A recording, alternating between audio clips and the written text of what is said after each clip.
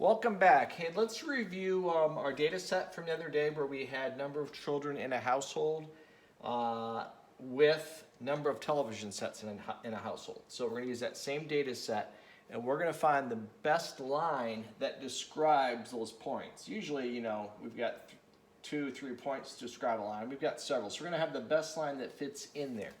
That line has a couple names. It's called the best fit line. It's called the regression line. And it's called the least squares line. The least squares line is the most interesting, and we'll talk about that after I put the line in there. I'll tell you what a least squares line is. So there is one best line that fits this data set. So it's going to be in here somewhere, a line right here, and it's going to describe this data set. There are limitations to this. This line is only good for values from 1 to 6. So we can't extend it out and say 8.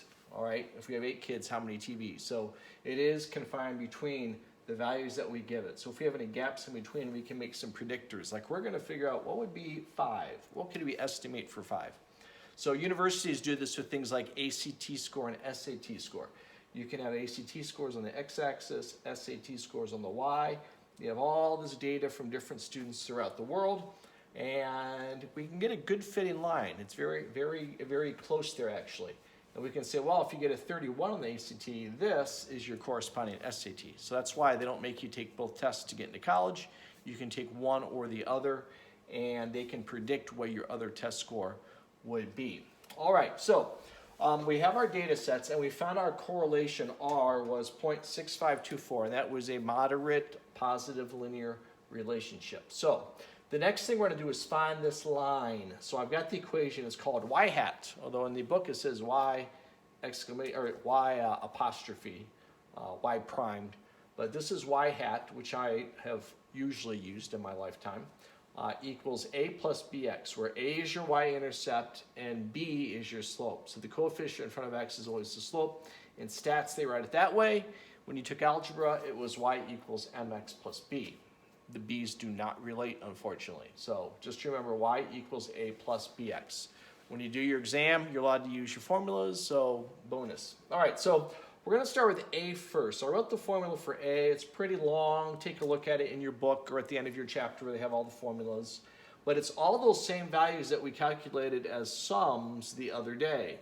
All right, so a equals sigma y times sigma x squared minus sigma x times sigma xy. That's the numerator. Our denominator is n, which is 5, remember, 5 points, times sigma x squared minus sigma x quantity squared.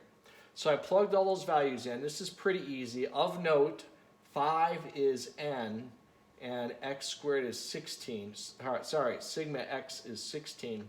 Then we're going to square it. So I would multiply these two, and I'd multiply those two and subtract. I'd multiply those two, and I would square that, and I would subtract.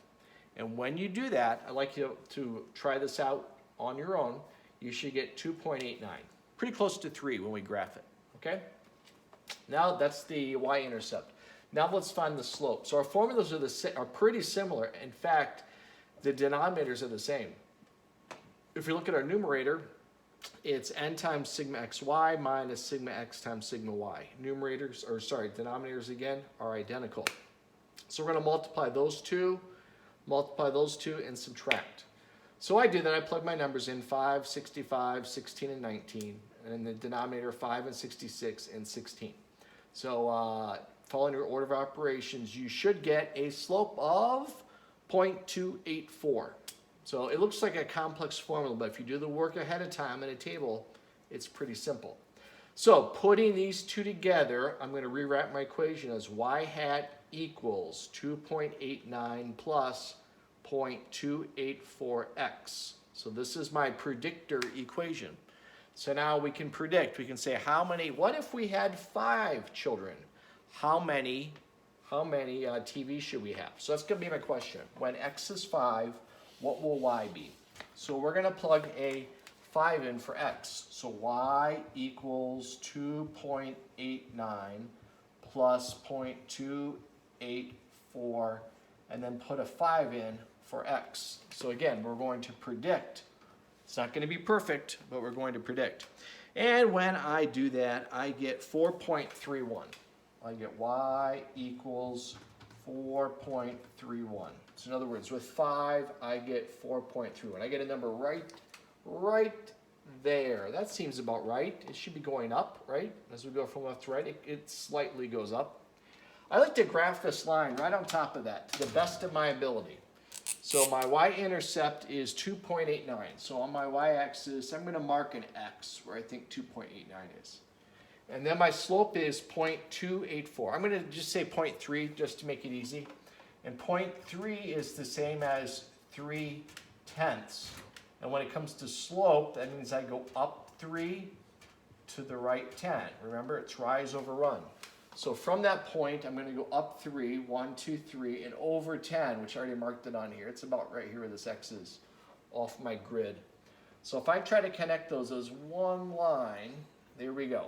That's the line we get. That's our best fitted line. It's a little off. I think I'm a little too high, but that's our best fitting line.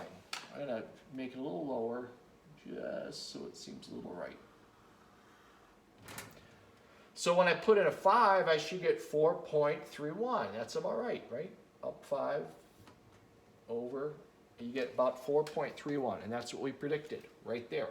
So that's our best fitted line. Why do they call it the least squares line? Well, here's the deal. If you take these vertical distances from the point to the line, and I square that number, like let's say the number is 9. If I square that, you get 81. Well, square means squares. It's the squared distance from that line. There's no better line that gives you the sum of squared distances. In other words, no other line gives you the smallest amount for adding up all those squared boxes, all those boxes right there. All right, so it fits just right that I've got the minimum distance, vertical distance between each of those. You don't have to memorize that. I'm just telling you why it's called the least squares line.